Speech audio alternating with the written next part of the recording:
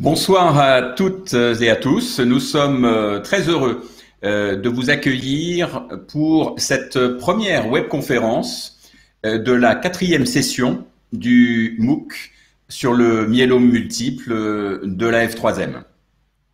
Comme vous le savez, et c'est l'occasion ici de vous remercier chaleureusement d'être à nouveau avec nous ce soir, avec nous dans le MOOC et aussi avec nous lors de cette première webconférence qui porte le titre « Qu'est-ce que le myélome multiple ?» et qui fait bien sûr écho au module 1 que la vaste majorité d'entre vous avez eu l'occasion de parcourir pendant ces premiers jours du MOOC. Alors, ceux d'entre vous qui connaissent les webconférences seront familiarisés avec cet écran que vous voyez ici. Pour les autres, eh bien, vous avez un chat. Sur ce chat que vous voyez sur la droite, c'est l'écran de droite. Vous avez la possibilité de poster vos commentaires et également de poser les questions. Et c'est le point très important. Poser des questions à qui? Eh bien sûr, au professeur Olivier Decaux, que vous voyez à côté de moi et que je présenterai tout à l'heure. Donc, je vais vous demander, s'il vous plaît, d'utiliser ce chat de manière à pouvoir commencer à dialoguer avec nous. Et vous voyez en bas de votre écran, vous avez une zone où il est écrit « Entrez votre message ». Eh bien, nous vous invitons à nous indiquer où vous êtes et, si vous le souhaitez, à nous donner de vos nouvelles. Voilà, un bonjour de Corrèze, de Nancy, de Chartres. Voilà, je vois que vous vous appropriez tout à fait le système. Donc, ce chat servira à la fois, bien évidemment, comme vous le faites, à vous présenter, mais également à poster des commentaires et surtout à poster vos questions. Voilà. Ce soir, nous avons l'immense plaisir d'avoir à nouveau le professeur Decaux. Lorsque nous préparions cette webconférence, eh bien, nous parlions de sa 4e intervention et c'est vraiment l'occasion pour moi de louer sa fidélité non seulement à ses patients, bien sûr, à vous en tant que participants à la fois aux webconférences et au MOOC, et bien sûr sa fidélité à la F3M. Bonsoir à tous. Nous avons également Audrey qui travaille dans l'ombre comme beaucoup le savent et qui prépare toutes ces webconférences et que je tiens à remercier et à saluer. Et pour ma part, je représenterai d'une certaine manière la F3M ce soir et vous comprendrez que l'actualité est très chargée pour ce qui concerne les représentants de la F3M. Et en tant que partenaire pédagogique et technique de la F3M, eh bien, j'aurai le plaisir d'être le modérateur ce soir aux côtés du professeur Decaux. Alors, nous allons dans un premier temps vous parler de l'actualité de cette 4e session du MOOC, puis suivra bien sûr l'intervention du professeur Decaux. N'hésitez pas dès à présent, si vous le souhaitez, à poster des commentaires ou à poser des questions, sachant que nous aurons l'occasion également de faire remonter un certain nombre de vos commentaires, de vos sujets d'occupation, d'intérêt, de préoccupation qui sont apparus dans les commentaires nombreux du MOOC. Ensuite, nous aurons effectivement l'occasion de vous permettre de poser vos questions et ce sera une forme de questions-réponses avec le professeur Decaux, puis de conclure et de préparer la suite, c'est-à-dire l'ouverture du module 2 qui verra le jour dès demain matin, ce module sur les traitements et leurs effets. Voilà. Au moment même où nous parlons, et c'était aussi une des deux raisons, indépendamment du bureau de la F3M qui a lieu en ce moment, mais aussi de l'actualité avec un congrès qui s'appelle le COMI, qui a lieu ces jours-ci, et le professeur Decaux nous en dira peut-être un mot s'il le souhaite tout à l'heure. Et il y a des sessions non seulement pour les professionnels de santé, mais aussi pour les patients où la F3M est impliquée, je dirais même très impliquée. Voici également l'actualité de la F3M. Vous pouvez bien sûr vous rendre sur le site de la F3M, également sur la chaîne YouTube, sur le site Facebook de la F3M, et notamment des actualités très importantes sur lesquelles nous reviendrons lors du module 2, notamment sur la question du Darzalex. D'ores et déjà, vous avez sur le site des éléments concernant ce sujet-là, qui concerne les traitements de manière générale. Et puis, vous aurez également la possibilité d'avoir une webconférence sur ce sujet-là. Alors, les actualités du MOOC, eh bien, elles sont les suivantes. Nous avons déjà plus de 240 participants lors de cette 4e session. C'est tout à fait notable puisque nous avons près d'une fois et demie le nombre de participants de la précédente session. Donc, vraiment, bravo et merci à vous. D'autant plus que cette session est une session où le nombre de commentaires est très important, de plus en plus important, ce qui s'exprime à la fois par un besoin d'apprentissage, de connaissances, de meilleures connaissances, mais aussi un besoin d'échange avec des commentaires qui sont toujours très émouvants et une certaine forme de questionnement, parfois d'angoisse et aussi souvent d'espoir qui s'en dégage. Environ 2 tiers d'entre vous êtes des malades atteints du myélome. C'est notable aussi de signaler qu'il y a près d'un quart des participants qui sont des proches. Et vous verrez que par la suite, il y a une séquence dédiée à l'entourage. Et nous avons aussi quelques professionnels de santé. J'insiste sur l'aspect des auto-questionnaires pour vous inviter, comme vous l'avez déjà fait pour un grand nombre d'entre vous, à les remplir lors du module 1 et aussi à les remplir en fin de MOOC, ce qui vous permettra de mesurer l'évolution en termes de connaissances, de compétences entre le début et la fin du MOOC. Et comme je le disais tout à l'heure, eh bien, ouverture dès demain du module 2 sur les traitements et les effets. Le MOOC en lui-même, c'est pour ça que vous avez encore du temps. Nous invitons bien sûr à terminer le module 1 dès que possible. Il reste ouvert jusqu'au 30 juin prochain. Voilà. Sans tarder maintenant, l'intervention du professeur Decaux, qui est hématologue au Centre hospitalier universitaire de Rennes, avec un S qui manque sur cette diapositive, et qui est hématologue, bien sûr. Voici votre présentation. À vous, professeur Decaux. Ah, c'est au moment où je dis cela que le professeur Decaux disparaît de l'écran. Il va revenir, il utilise un modem de façon à pouvoir se connecter à distance et il va revenir dans quelques instants car pour ma part j'aurai des difficultés effectivement à entrer sur ce terrain strictement médical, ce qui peut me donner l'occasion, le temps qu'il nous rejoigne, de vous donner quelques informations complémentaires. Je vais un petit peu anticiper, bien sûr, sur la suite de cette webconférence. Et le voici qui arrive. C'est là, vous. Merci, vous êtes arrivé au bon moment. Oui, je suis désolé. J'espère qu'il n'y aura pas d'autres soucis de connexion parce que avec le Wi-Fi, il y a 2 connexions qui combattent pour essayer d'avoir la connexion. Donc là, j'ai essayé d'appliquer la bonne. Donc bonsoir à tous. Donc moi je m'appelle Olivier Decaux, je travaille au CHU de Rennes dans le service d'hématologie. Et donc comme l'a dit Monsieur Barkas, c'est la 4e fois que j'anime cette session sur qu'est-ce que le myélome, la première session webconférence du MOOC, et j'ai à chaque fois grand plaisir à participer. Donc j'espère que cette fois encore je répondrai à vos attentes. Alors je vais vous présenter très rapidement avec quelques diapositives la maladie et puis après je répondrai à vos questions. Alors, je m'en excuse, c'est un format qui ne permet pas d'animation. J'avais prévu quelques animations, mais qui n'apparaîtront pas. Donc, la première chose, c'est que quand on parle de myélome, c'est une maladie maligne, donc cancéreuse de la moelle osseuse. Et quand on parle de moelle osseuse, en fait, il y a beaucoup de cellules différentes qui peuvent devenir malignes, donc cancéreuses. Et en ce qui concerne le myélome, c'est une cellule très particulière qui s'appelle le plasmocyte.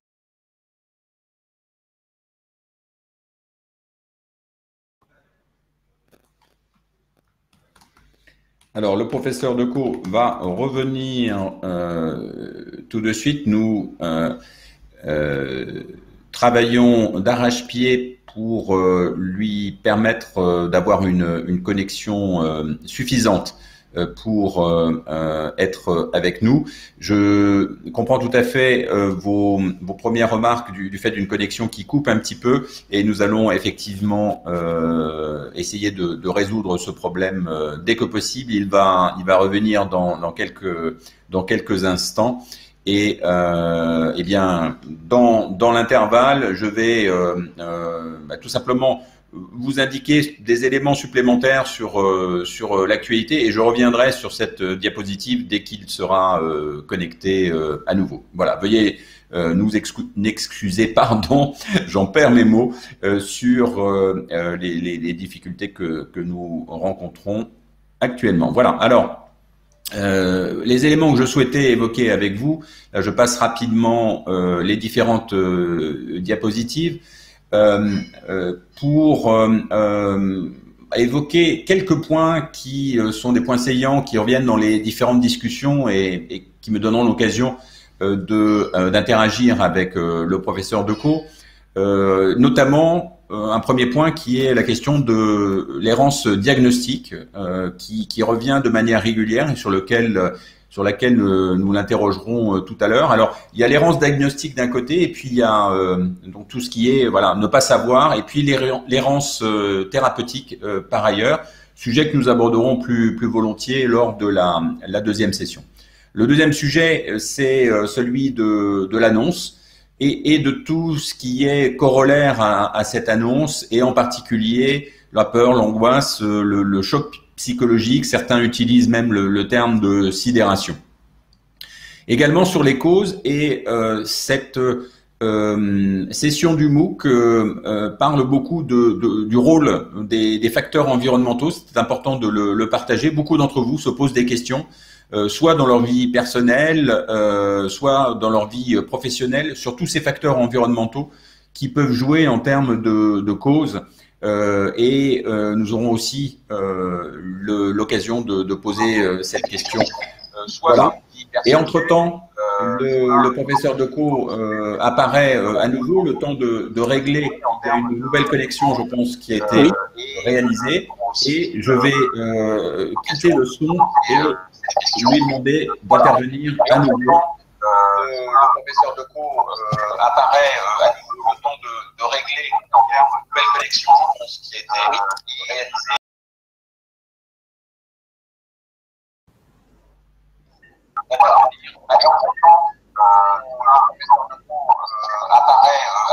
Est-ce que vous m'entendez?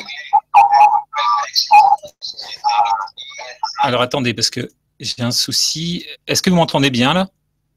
Oui. Alors est-ce que vous m'entendez? J'ai un problème de connexion, excusez-moi.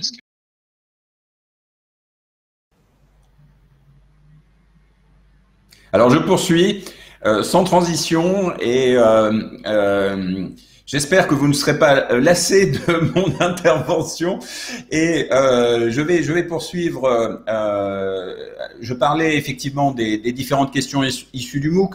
La suivante concerne l'électrophorèse des protéines et également un autre sujet qui est celui de l'autogreffe qui sera notamment abordé plus particulièrement dans le module 2. Voilà.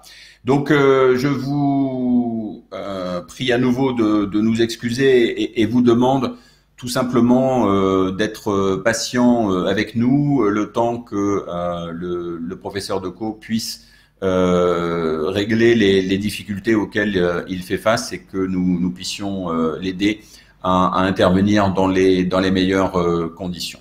Voilà. Merci pour les quelques messages d'encouragement qui viennent des uns et des autres. Et voilà. Donc, je vais... je crois avoir résolu les problèmes. Je sais pas si vous m'entendez. Magnifique! Vous m'entendez?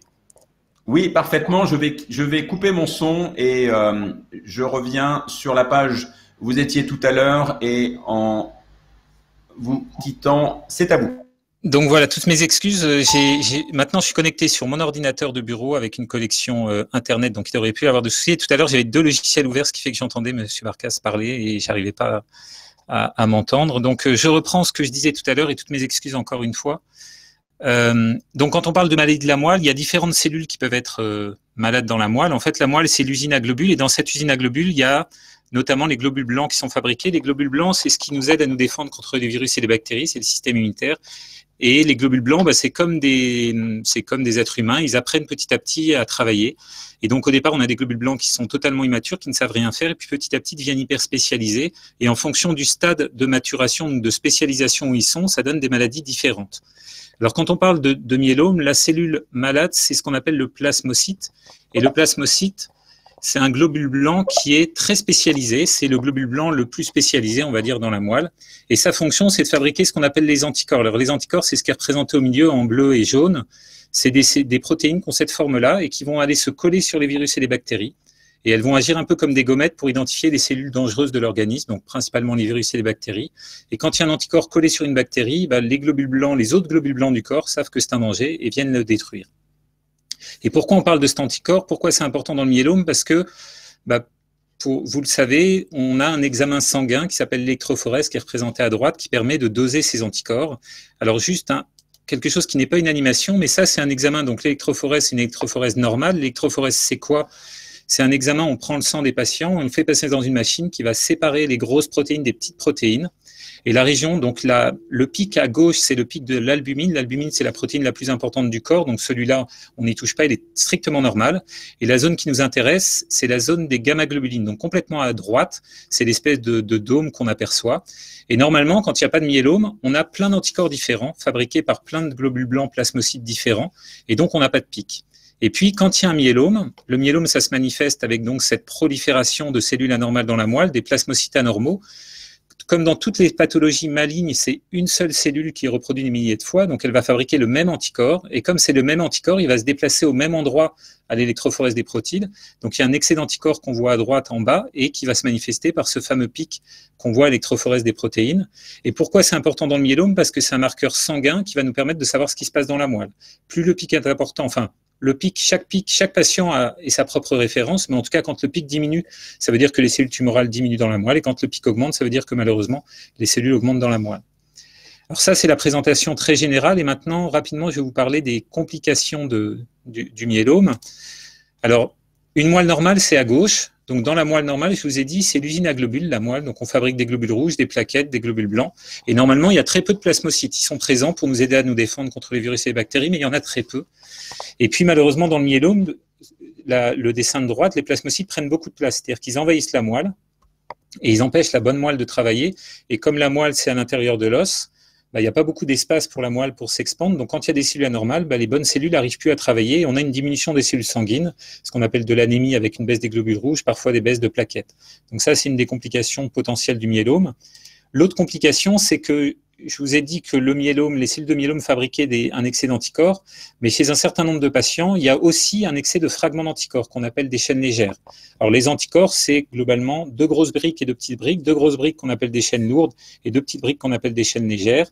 Et donc, chez la majorité des patients, il y a un excès de chaînes légères, donc de petites briques d'anticorps.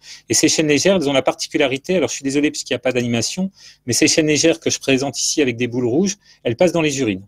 Alors quand tout va bien, il n'y a pas beaucoup de protéines, il n'y a pas beaucoup de chaînes légères dans les urines, on les élimine sans problème. Et quand par contre il y a un myélome qui sécrète beaucoup de chaînes légères, celles-ci se retrouvent très concentrées dans les reins. Donc ça c'est la représentation d'une unité fonctionnelle des reins, c'est les petits tuyaux dans lesquels passent les urines. Et ces protéines, elles vont précipiter, elles vont bloquer les petits tubes qui sont dans les reins et créer ce qu'on appelle de l'insuffisance rénale, c'est-à-dire que les reins vont moins fonctionner ou ne plus fonctionner. Et en fait, ça fonctionne, moi je donne souvent l'exemple, c'est comme des grains de sable dans un tuyau. Si vous mettez beaucoup d'eau avec très peu de grains de sable, le tuyau ne se bouge pas. Si par contre il y a beaucoup de grains de sable, et les grains de sable ici, ça sera les chaînes légères, les tuyaux peuvent se boucher. Malheureusement, il y a quelques patients qui débutent leur maladie avec une insuffisance rénale qui peut parfois être très très sévère. Et puis l'autre complication importante du myélome, et j'en aurais presque terminé, c'est les atteintes osseuses. Alors j'insiste sur une chose, c'est que le myélome n'est pas une maladie osseuse en tant que telle. C'est-à-dire qu'on entend parfois le myélome est un cancer des os. L'os lui-même, il est normal. Par contre, le myélome va modifier son fonctionnement. C'est-à-dire que nos os sont des organismes vivants et on a des cellules qui fabriquent de l'os, des cellules qui en détruisent, et quotidiennement, on a notre os qui se régénère, qui se modifie. Et dans le myélome, en fait, cette balance est déséquilibrée. On favorise les cellules qui en détruisent et on ralentit les cellules qui en fabriquent, ce qui fait qu'il va y avoir des lésions osseuses qui apparaissent. Alors, si on prend des radios, là j'ai mis des radios, des scanners, en haut à droite, vous avez un humérus, donc un os du bras, avec au milieu une zone qu'on voit qu'on appelle une lacune à l'emporte-pièce, donc une zone de fragilisation de l'os. Alors cette lésion, elle peut ne pas faire mal, mais par contre, elle va fragiliser l'os et favoriser l'apparition de fractures. Et puis en bas, j'ai mis des images de scanner. En bas à gauche, il y a complètement à gauche une vertèbre normale, et puis à droite une vertèbre avec une lésion qui correspond à une lésion de myélome.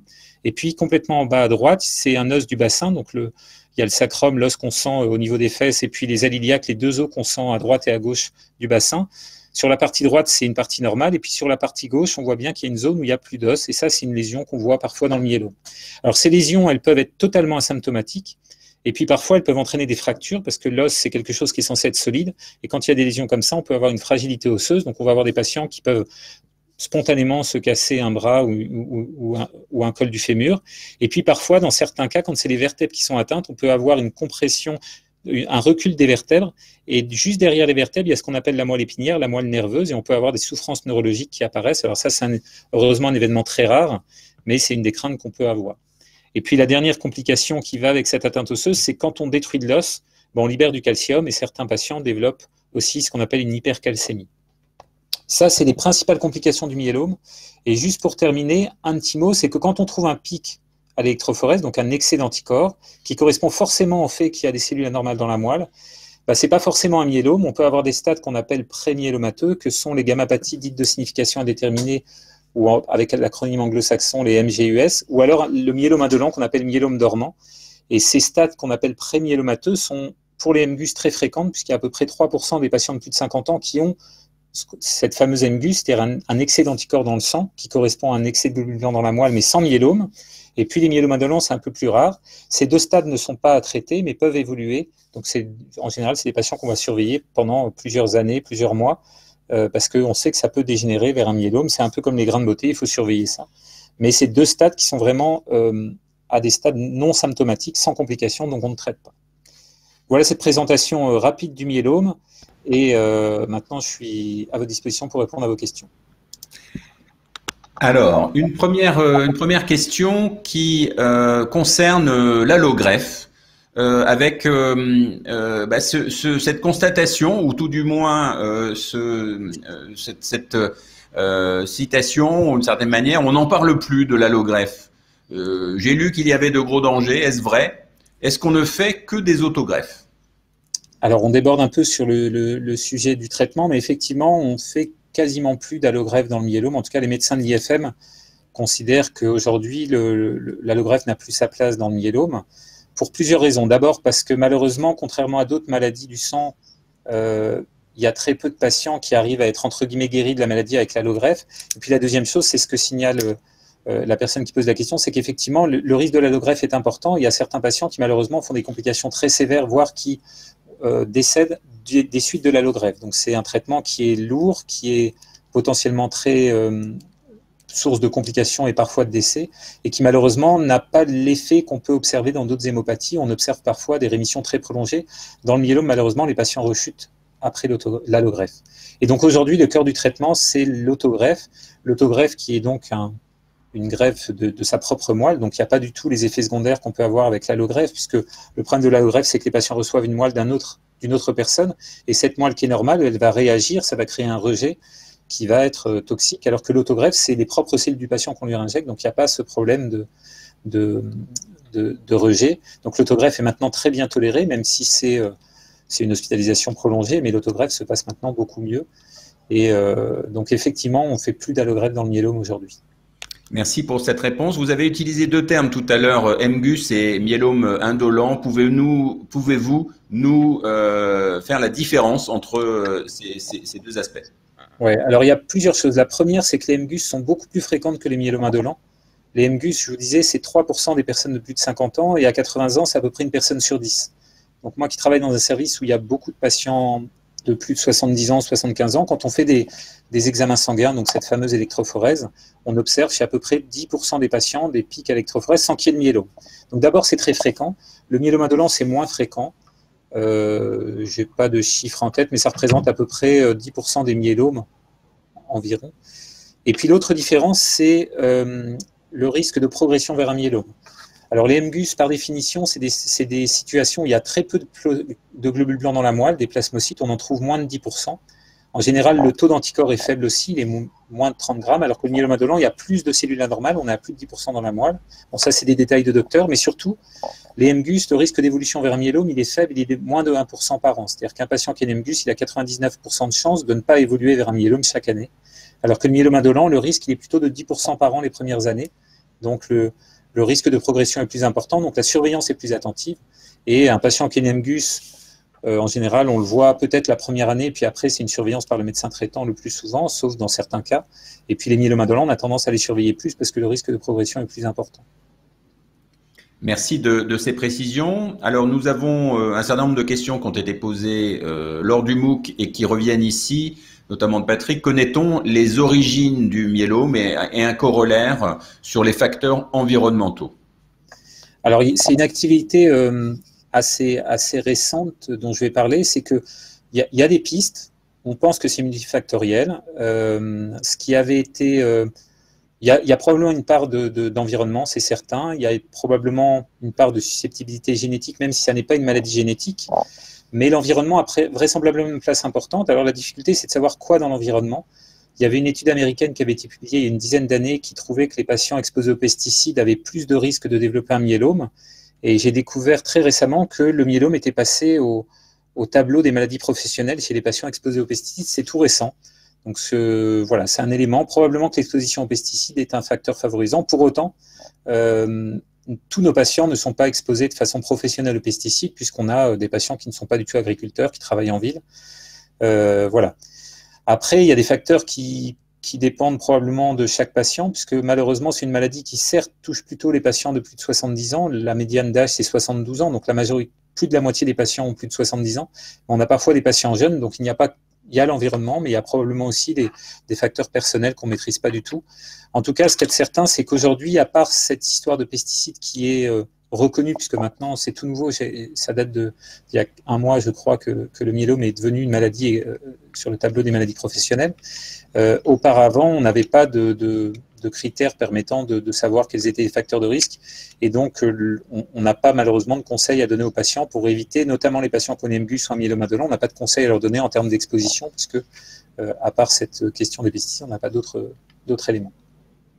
Très bien. Alors, nous avons des questions sur les traitements que je noterai bien sûr pour pouvoir les adresser lors de la prochaine session. Aussi, ne voudrais-je pas donner une certaine frustration à ceux qui les posent. Elles seront bien notées.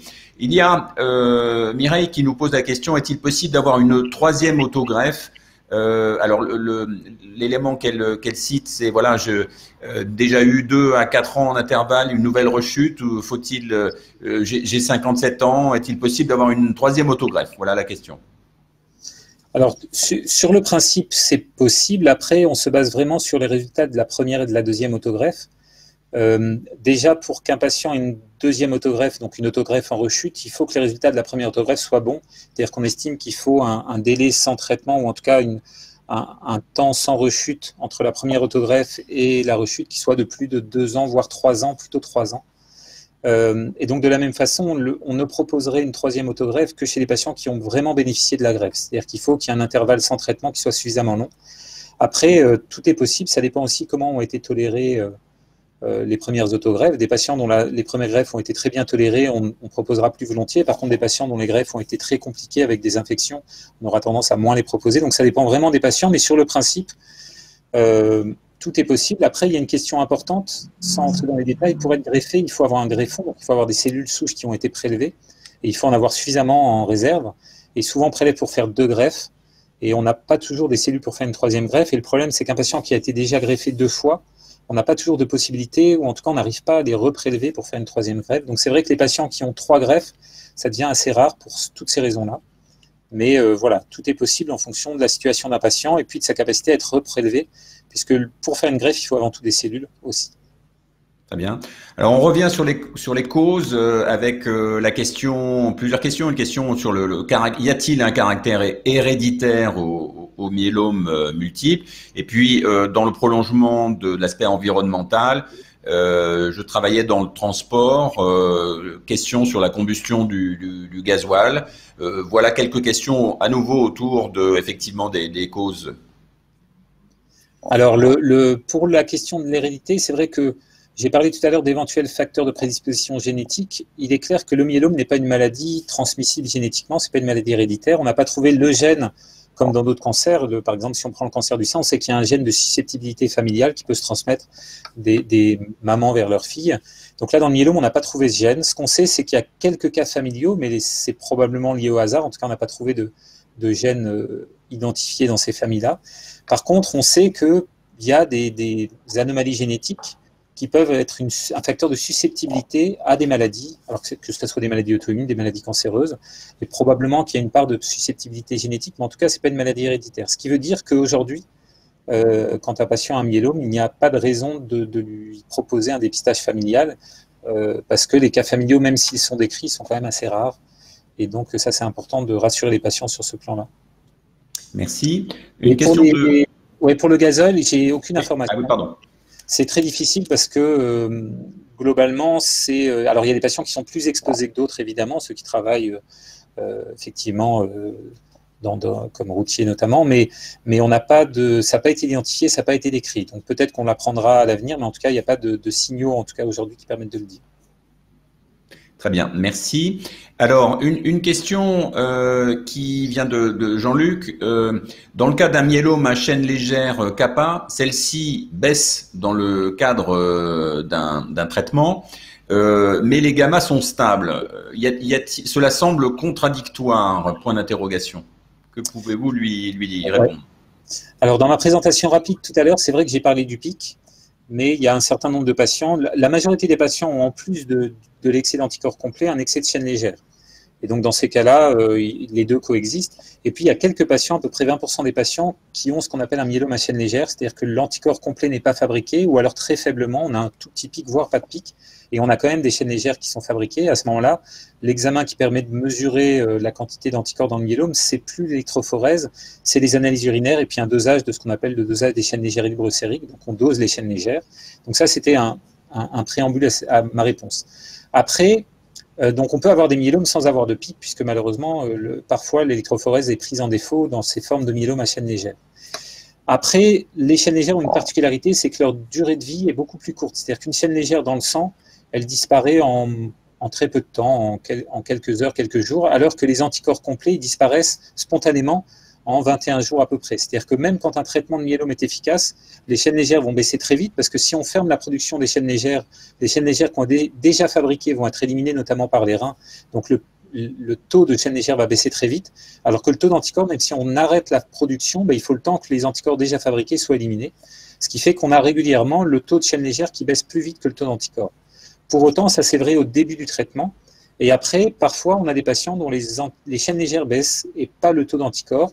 Et dans ces cas-là, c'est vrai qu'on peut se poser la question de l'efficacité du traitement. Globalement, s'il y a un pic suffisamment important au début de la maladie, on se base surtout sur le pic pour juger de l'efficacité. Et donc, si le pic reste stable au bout de quelques cycles de traitement, je ne parle vraiment pas au début du traitement, puisque comme je l'ai dit, le pic peut mettre un peu plus de temps à baisser, on peut dans certains cas être amené à se poser la question de l'efficacité. Mais ça, c'est à discuter au cas par cas, en fonction de la durée du traitement notamment, puisqu'encore une fois, au début du traitement, on peut pas. Cette discordance est totalement légitime, puisque les chaînes légères s'éliminent beaucoup plus vite du sang. Très bien. Alors, il y a deux questions, je crois, notamment de Sylvie, et rejoint par Nathalie, qui concernent une étude d'ailleurs réalisée en cours, mais vous allez nous en dire plus à Rennes, un protocole avec un groupe de patients indolents uniquement sous surveillance et un autre groupe recevant un traitement. Est-ce exact et où en est cette étude?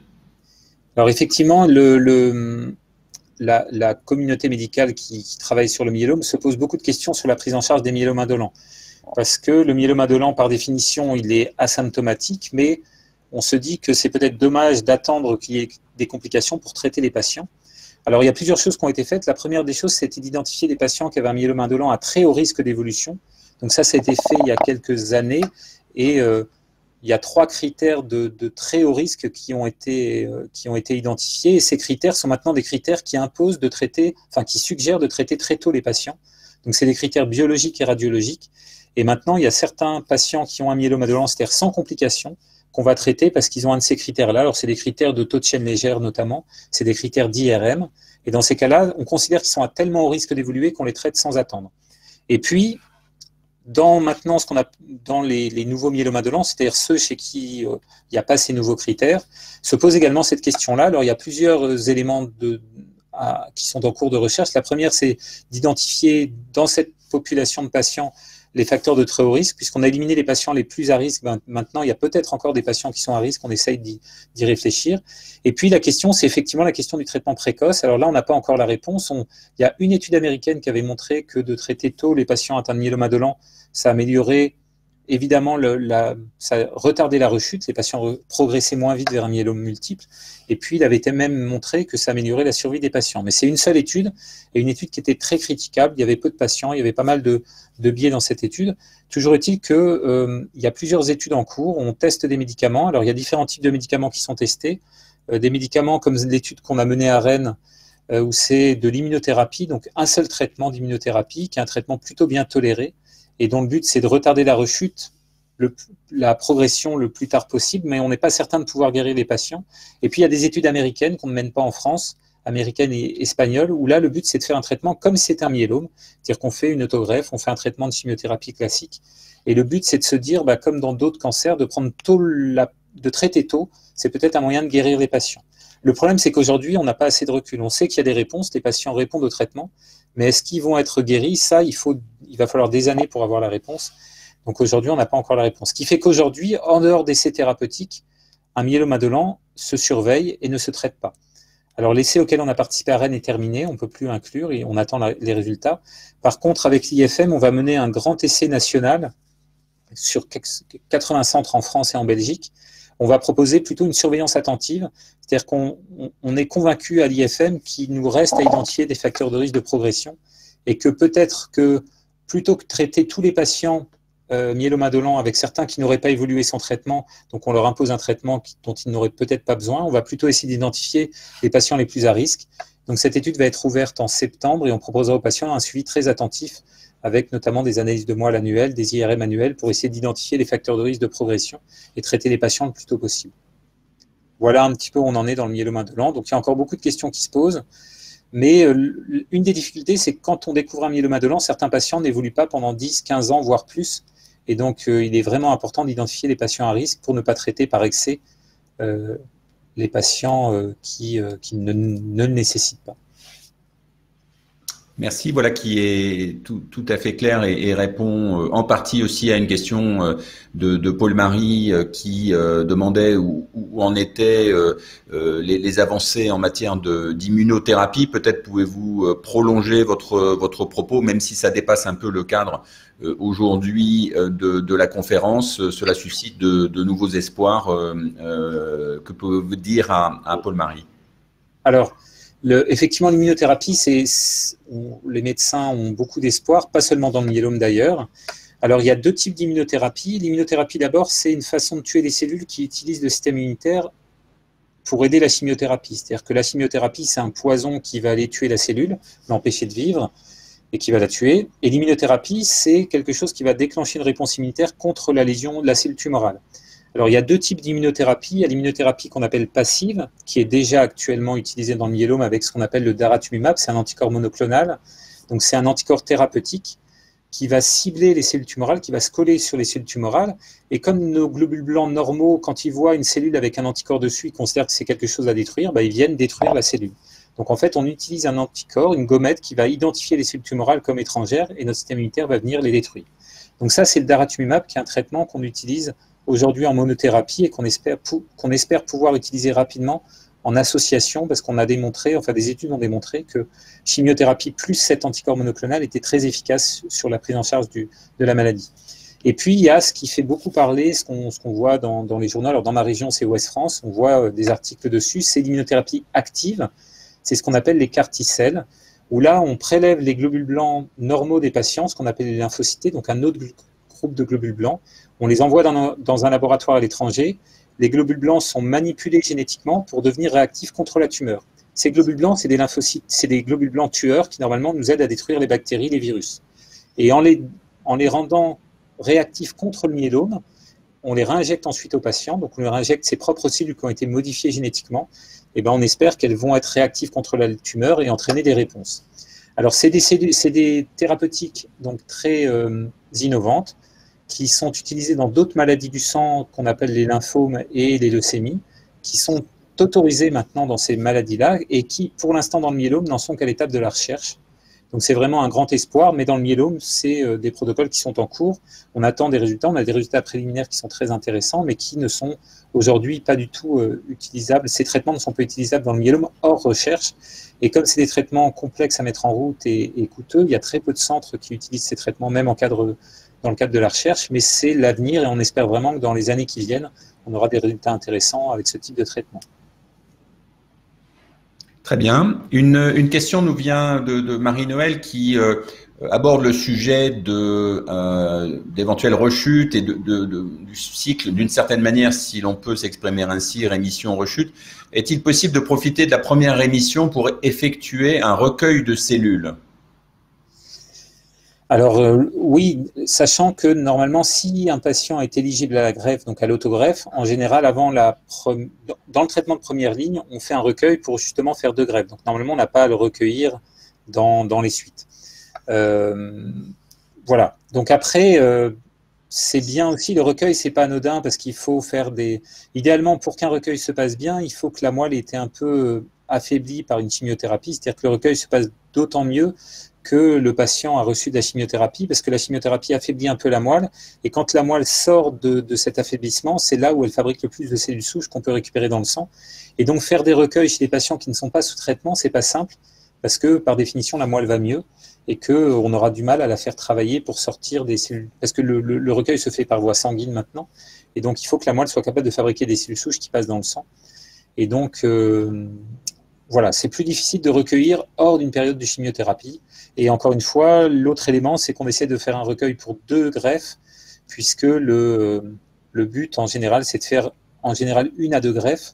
On va rarement au-delà. Donc, quand on a recueilli pour une première greffe, il nous reste le plus souvent de quoi faire une deuxième greffe. On n'a pas besoin de recueillir plus vite. Très bien. Donc, Agnès revient vers nous pour poser cette question. Pouvez-vous nous indiquer l'intérêt ou pas d'une prise en charge précoce du myélome déclaré? Alors, si je comprends bien la question, c'est le myélome déclaré, c'est donc le myélome qui n'est plus un myélome indolent. Oui. Alors, un élément important à prendre en compte, c'est que quand on parle de cancer, en général, si on prend le cancer de la prostate, par exemple, plus on est tôt, mieux c'est. Un cancer de la prostate localisé à la prostate, c'est de meilleurs pronostics qu'un cancer de la prostate métastasé avec des atteintes osseuses. Dans le myélome, le myélome, c'est une maladie de la moelle. La moelle osseuse, il y en a dans tous nos os, même si avec l'âge, la moelle diminue un peu dans les os. Donc, c'est par définition une maladie diffuse. Le moment du traitement apporte peu, sauf sur le risque de complications. C'est-à-dire que qu'on traite au début de la maladie ou plus tard, en termes de réponse au traitement, personne n'a démontré que c'était mieux de traiter plus tôt ou plus tard, en termes de réponse. Par contre, en termes de confort pour les patients, en termes de complications, on sait que si on laisse un patient évoluer avec un myélome déclaré, le risque c'est qu'il développe des complications. Alors l'anémie c'est une chose, mais l'insuffisance rénale, j'en ai parlé, les lésions osseuses.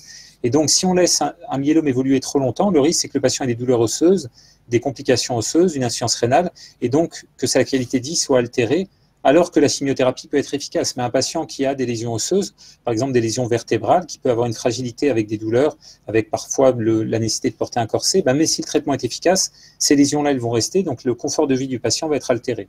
Donc l'intérêt de traiter tôt, c'est d'éviter les complications.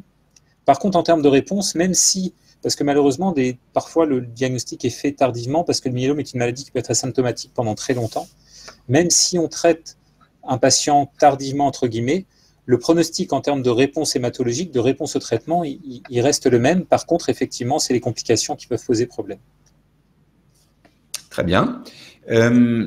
Gérard nous pose la question à propos d'une étude qui s'appelle DREAM2 ou DREAM2, suivant la nature, l'origine de cette étude. Que pouvez-vous nous dire sur cette étude et d'éventuels protocoles qui soient des protocoles actuels susceptibles de porter de l'espoir pour les malades? Alors, je crois que oui, je vois la question de cette personne. Donc, qui dit, voilà, j'ai consommé 8 protocoles, je suis dans l'essai DREAM 2 et est-ce qu'il reste des protocoles dans les tiroirs? Alors, tout dépend des traitements qui ont été reçus. C'est vrai que quand un patient a reçu 8 traitements, toute la question, c'est de savoir quels ont été les traitements antérieurement reçus. Le protocole DREAM 2, c'est un protocole qui teste une immunothérapie qui est ciblée contre un autre anticorps contre une autre protéine de surface, peu importe, mais qui est surtout couplée à une toxine. C'est-à-dire que là, l'anticorps se colle sur la cellule tumorale et donc met à côté de la cellule tumorale une toxine qui va tuer la cellule tumorale. Donc c'est là aussi un traitement qui est assez prometteur. Alors tout dépend des traitements déjà reçus, mais il y a, même si les CAR-T-cells, c'est pas tout de suite parce que les protocoles CAR-T-cells, comme je le disais, malheureusement, il y a très peu de centres en France qui vont pouvoir y accéder. Il y a d'autres immunothérapies actives qui sont en cours de développement. Il y a notamment, ce que j'ai oublié de signaler tout à l'heure, les anticorps bispécifiques, où là, on va créer une liaison entre les cellules cancéreuses du myélome et puis les fameux lymphocytes T tueurs dont je parlais tout à l'heure. Et que là, on met un anticorps qui reconnaît 2 cellules et qui va les mettre côte à côte. Et ça va créer une réaction immunitaire. Donc ça, c'est un protocole qui va débuter très prochainement en France. Je crois que c'est prévu pour juillet ou août. Et qui est très prometteur parce que les premiers résultats étaient très, très encourageants. Donc c'est vrai qu'il y a beaucoup, là je vous cite les protocoles dont j'ai connaissance, mais il y en a d'autres. C'est vrai qu'il y a énormément de protocoles en cours de préparation. Toute la difficulté, c'est que dans les protocoles, il y a des critères d'inclusion et des critères d'exclusion. C'est-à-dire que dans un protocole, les patients doivent rentrer dans un cadre qui est assez homogène parce que le but, c'est de pouvoir comparer les groupes de patients traités entre eux quand il y a une randomisation, quand on tire au sort les patients pour recevoir l'un ou l'autre traitement. Mais en tout cas, les patients doivent répondre à certains critères. Et malheureusement, certains protocoles sont assez stricts. Et on aimerait pouvoir proposer ces molécules innovantes à tous nos patients, mais il y a des critères de traitement qui font des critères d'inclusion, qui font qu'on peut malheureusement pas inclure tous les patients. Mais bon, voilà. Pour répondre à la question sur 8 protocoles, est-ce qu'il y a encore des espoirs? Ça dépend vraiment de la façon dont se sont passés les traitements, ça dépend des traitements reçus, ça dépend du caractère réfractaire ou non des patients à tel ou tel traitement. Un patient peut avoir reçu un premier traitement. S'il a rechuté longtemps après le premier traitement, on peut imaginer lui en redonner le même traitement. Par contre, s'il a rejeté sous traitement, ça veut dire qu'il est résistant à ce traitement-là. Donc, ça veut dire qu'on ne peut plus lui donner ce traitement-là. Donc, vraiment, chaque patient a sa propre histoire et la discussion du traitement doit vraiment être vue avec le médecin qui prend en charge le patient en fonction des traitements déjà reçus, de la réponse au traitement, de l'âge du patient évidemment, et puis des protocoles qui sont disponibles à ce moment-là. Très bien. Alors la question sous-jacente, c'est des effets secondaires. Gérard nous dit DREAM 2 semble très efficace, par contre les effets secondaires sont terribles. 2 points, cécité. Alors effectivement, les premières données qu'on a, mais c'est il y a plusieurs essais DREAM qui vont débuter prochainement, qui vont étendre l'utilisation de ce médicament, c'est qu'il y a une toxicité oculaire. L'anticorps semble se déposer dans une partie des yeux. Et c'est un signal qui, effectivement, est un peu inquiétant parce que c'est un traitement qui a l'air très efficace, mais qui a un signal de toxicité oculaire qui doit être suivi parce que certains patients, comme ce patient, semblent avoir des effets secondaires importants. Donc, on va être très attentif dans les futurs essais. Et dans les futurs essais qui vont ouvrir avec cette molécule, les patients verront l'ophtalmologue quasiment à chaque fois pour justement avoir une vraie idée de la fréquence et du caractère réversible ou pas, si on peut prévenir cette toxicité en ralentissant le rythme des perfusions, par exemple. Ça va être vraiment important dans les futurs essais. Parfait, merci. Colette vient de nous rejoindre, elle nous dit la chose suivante, donc ne sachant pas toutes les questions qui ont été posées, mais c'est important, c'est vraiment au cœur de nos sujets. J'ai un myélome chaîne légère avec une atteinte osseuse qu'il a mise en évidence. Est-ce que ce myélome répond mieux au traitement qu'un autre myélome chaîne lourde? Point d'interrogation. Avons-nous des statistiques sur le taux de rémission longue après autogreffe? Alors, il y a plusieurs questions. Ouais, le myélome, quand un myélome est à chaîne légère, en fait, la seule différence, c'est qu'on ne va pas suivre la réponse de la même façon. C'est-à-dire que l'électrophorèse n'est à ce moment-là pas un bon examen, puisque les chaînes légères ne sont pas vues sur ce fameux examen que je montrais tout à l'heure. Donc ça, c'est une particularité. L'autre particularité des myélomes à chaîne légère, c'est que souvent, le taux de chaîne légère est plus important. Donc, il y a plus de chaînes légères qui passent dans les reins, dans les urines.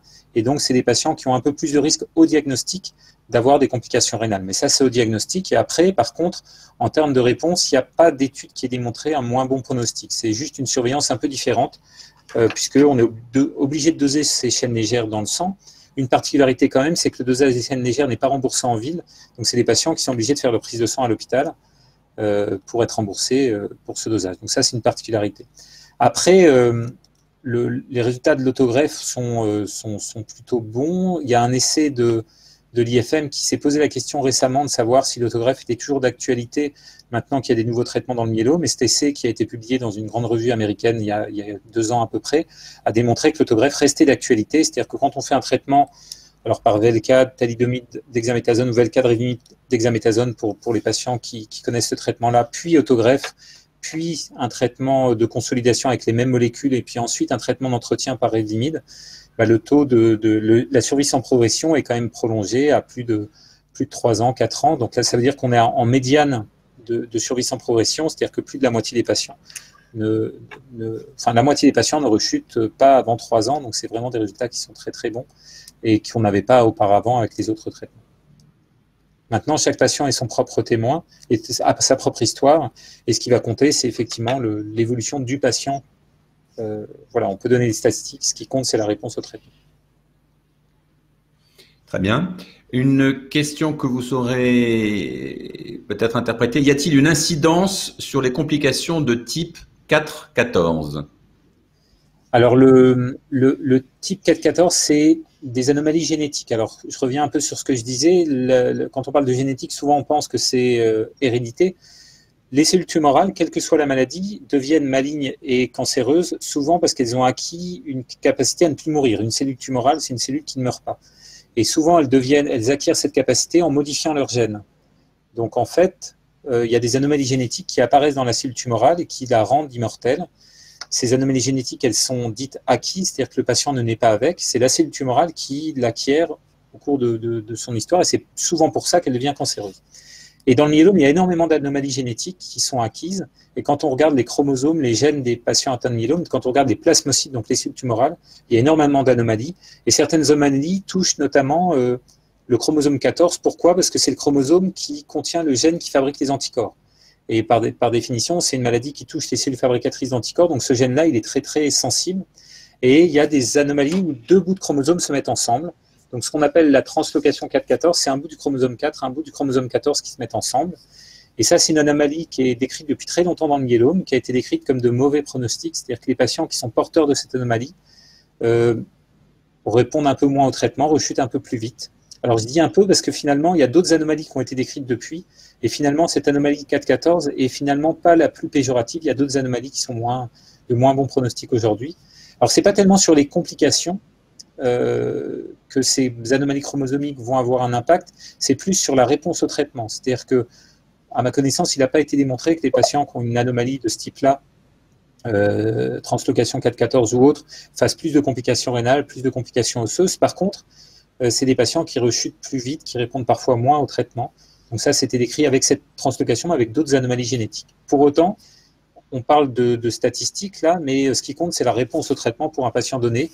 Et moi, j'ai des patients qui ont des anomalies génétiques de mauvais pronostics qui répondent très bien au traitement. Et inversement, on a des patients qui malheureusement répondent moins bien au traitement. Donc chaque patient est vraiment son propre témoin. Très bien. Une question que j'avais laissé passer tout à l'heure lorsque vous aviez parlé de l'impact des pesticides, dont on, si j'ai bien compris, on suppose qu'ils peuvent jouer un rôle comme élément déclenchant du myélome. Sait-on quel type de molécule était soupçonné? L'étude américaine semblant indiquer que les pesticides soient un élément déclenchant du myélome, sait-on quel type de molécule était soupçonné? C'est peut-être une question un peu, semble-t-il, très précise. Je ne sais pas si vous avez des éléments. Non, alors il faudrait que je regarde dans le papier américain, mais je crois pas qu'il y ait de notion de produit. D'accord. Ce qu'il y avait de certain dans ce papier, c'est que c'était vraiment les patients qui travaillaient au contact, qui manipulaient les pesticides, que le risque était moins important chez les gens qui vivaient autour et que ça diminuait avec l'éloignement. Voilà. Nous vous invitons d'ailleurs pour d'éventuelles questions qui n'auraient pas eu leur réponse à poursuivre vos questions dans le cadre du MOOC, puisque vous le savez, et beaucoup de commentaires sont en fait des échanges avec les tuteurs qui, je le rappelle, sont des bénévoles qui dédient leur temps, leurs efforts pour vous aider, pour vous guider, trouver des réponses dans le MOOC, et lorsqu'il n'y a pas de réponse dans le MOOC, eh bien servir, si je puis dire, d'intermédiaire vers des experts comme le professeur Decaux ou d'autres. Donc n'hésitez pas à poser vos questions dans le MOOC. Il y a une question de Geneviève notamment sur les traitements. Ce point-là, si vous le permettez, Geneviève, ce sera traité lors de la prochaine session de webconférence, et n'hésitez pas également à la relayer dans le cadre du MOOC. Voilà. Nous avons encore quelques minutes devant nous. Alors, je regarde s'il y a différentes questions qui soient vraiment centrées sur notre sujet qui n'auraient pas été traitées. Peut-être qu'Olivier Decaux, vous avez également des éléments qui vous viennent à l'esprit en complément de ce que vous avez indiqué ou d'une certaine manière. Il y a deux, trois questions où je souhaite apporter un petit élément. Il y a une question de Nathalie qui dit: comment peut-on savoir si j'ai un myélome indolent à risque? Oui. Alors, il n'y a pas besoin, aujourd'hui, au vu des connaissances qu'on a, il n'y a pas forcément besoin de faire des examens très compliqués. Les examens importants aujourd'hui, j'en parlais tout à l'heure, c'est l'IRM, parce que l'IRM osseuse, même s'il n'y a pas de lésion osseuse sur le scanner ou les radios, est un élément important. Donc, on peut voir des zones d'inflammation, de concentration importante de globules blancs anormaux qui permettent de prédire l'évolution. Donc, ça, l'IRM est importante. Et après, c'est beaucoup d'examens biologiques, finalement. Ça dépend de la taille du pic. Quand le pic est très important, il y a plus de risques que quand le pic est plus faible. Ça va être le taux de chaînes légères dans le sang et dans les urines, surtout dans le sang. Donc, quand il y a très peu de chaînes légères, le risque est moins important. Donc, c'est des choses relativement simples comme ça. Après, dans la littérature médicale, il y a beaucoup de facteurs qui ont été décrits, mais qui sont pour le coup de l'ordre de la recherche. Et voilà, moi je pars du principe que c'est avant tout de la biologie, et puis c'est la surveillance. Et a priori, un patient dont le pic est stable a moins de risque d'évoluer qu'un patient dont le pic augmente. Ça va être des choses comme ça, donc le suivi va être important aussi. Voilà, il y avait... Alors même si on reste un peu sur les traitements, mais comme j'en ai parlé et que la question est là, sur les CAR-T-cells, pourquoi c'est utilisé dans le cancer du sang et pas dans le myélome? C'est simplement aujourd'hui parce que la recherche a été menée surtout dans les autres cancers, donc les résultats des études sont arrivés plus vite dans les autres cancers, et c'est uniquement pour ça, mais dans le myélome, ça avance relativement vite, donc j'espère qu'on aura des avancées. Et puis j'avais... Sur la chronicité, cette maladie va-t-elle devenir chronique? C'est une question d'Olivier. Alors, elle est déjà devenue plus chronique qu'avant, parce que quand j'ai commencé mes études et à m'occuper de patients atteints de myélome, on avait 1 à 2 séries de traitements à proposer, 3 séries, donc qui marchaient moins bien en plus. Donc c'est vrai qu'on avait, c'était une maladie qui était malheureusement pas assez chronique. Aujourd'hui, on a effectivement de plus en plus envie de parler de maladie chronique avec des phases de rémission où tout va bien, des phases de rechute où ça va moins bien, il faut changer de traitement. C'est vrai qu'on est sur une maladie qui dure beaucoup plus longtemps, et fort heureusement, c'est-à-dire que les patients sont amenés à vivre avec cette maladie beaucoup plus de temps qu'auparavant, avec, on l'espère, des traitements qui sont de mieux en mieux tolérés. Alors c'est vrai que ce n'est pas toujours le cas, là je vois passer des messages sur la tolérance du traitement, ce qui sera abordé probablement la prochaine fois. Mais c'est vrai qu'on va de plus en plus vers une maladie chronique. Et ce qu'on espère, c'est que les nouveaux traitements qui arrivent, et notamment l'immunothérapie, permettent d'aller vers une maladie qu'on puisse vraiment stabiliser pendant des années, c'est-à-dire obtenir des réponses prolongées qui permettraient, pourquoi pas, de suspendre les traitements, parce que ce qu'on aimerait, c'est vrai qu'aujourd'hui, on a des traitements qui sont donnés de façon quasiment continue. Maintenant, il y a de moins en moins de fenêtres sans traitement. Alors, ça marche très bien, les patients sont en rémission en très bonne réponse pendant des années, mais avec toujours un traitement. C'est pour ça qu'on parle de maladie chronique. Ce qu'on aimerait, c'est arriver à des traitements qui mettent la maladie en rémission tellement prolongée qu'on puisse se permettre de stopper les traitements pendant plusieurs années, voire définitivement. Voilà. Mais effectivement, maintenant, pour les patients qui ont déjà pris du Revlimid, du pomalidomide, c'est des traitements qu'on peut donner pendant des années quand ça fonctionne bien. Voilà, il y a une question qui vient d'arriver sur la fragilité des os. Alors, c'est la fragilité des os, c'est une difficulté. C'est-à-dire que même si le traitement fonctionne bien, les lésions que j'ai montrées tout à l'heure, là, ces trous dans les os, ces lésions osseuses, même si le traitement est efficace, malheureusement, l'os a du mal à refabriquer. C'est-à-dire que ces lésions osseuses vont persister. Elles peuvent diminuer un peu avec le temps, mais elles ne disparaissent pas. Ce qui fait que quand les os sont très fragilisés au début de la maladie, on peut essayer de les consolider en faisant notamment des perfusions d'un traitement qu'on appelle le Zometa, qui est un traitement qui n'est pas de la chimio, mais qui va aider les os à se consolider. Mais c'est vrai que même avec une très bonne réponse au traitement, la fragilité osseuse va persister. Et un des enjeux de la prise en charge de long cours, c'est de ne pas laisser les rechutes évoluer trop pour fragiliser encore plus l'os. Et donc, quand un patient qui a une atteinte osseuse déjà très importante a une rechute, c'est vrai qu'en général, on essaye de ne pas attendre qu'il y ait de nouvelles lésions osseuses pour essayer d'éviter qu'il y ait de nouvelles lésions qui apparaissent. Très bien, le moment est venu de conclure. Je voudrais tout d'abord remercier chaleureusement le professeur Decaux. Nathalie nous dit simplement merci beaucoup. J'ai lu quelque part merci pour la clarté de vos propos. Donc je me joins à l'ensemble des participants pour vous remercier. Pour ce qui concerne le MOOC, vous l'avez compris, dès demain, le module 2 sur les traitements et leurs effets, et on voit qu'un certain nombre de questions apparaissent d'ores et déjà, sera ouvert. Vous aurez également à votre disposition une webconférence dédiée au traitement. Si vous voulez la noter sur votre agenda, il s'agit du lundi 27 mai à 18 h. Voilà, je voudrais juste laisser le professeur Decaux conclure avant, pour ma part, de vous souhaiter une bonne soirée. Écoutez, non, j'espère avoir répondu à vos interrogations. On a empiété un peu sur le traitement, mais c'est vrai que c'est une question importante. Voilà, j'espère que vous aurez profité. Je suis encore désolé du petit couac qu'il y a eu au début, mais fort heureusement, la suite s'est bien passée. Donc, tout à fait. Détendre au fur et à mesure Tout à fait. Chaque fois que nous recommençons une webconférence, c'est une nouvelle expérience qui a lieu. Et merci encore de vous être rendu disponible. C'est quelque chose de très important. Je le sais pour vous, pour les participants, bien sûr. Où que vous soyez, nous vous souhaitons une excellente soirée. Vous remercions. C'est disponible également en replay.